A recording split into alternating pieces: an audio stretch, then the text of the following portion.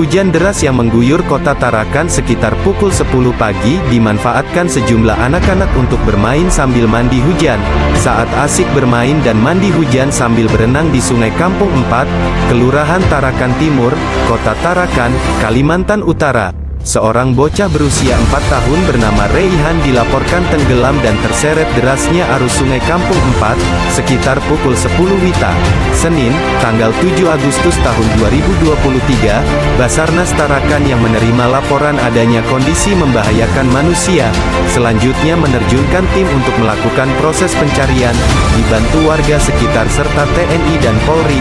Tim SAR gabungan menyusuri sepanjang Sungai Kampung 4 mulai dari berjalan kaki hingga menggunakan satu unit rubber boat.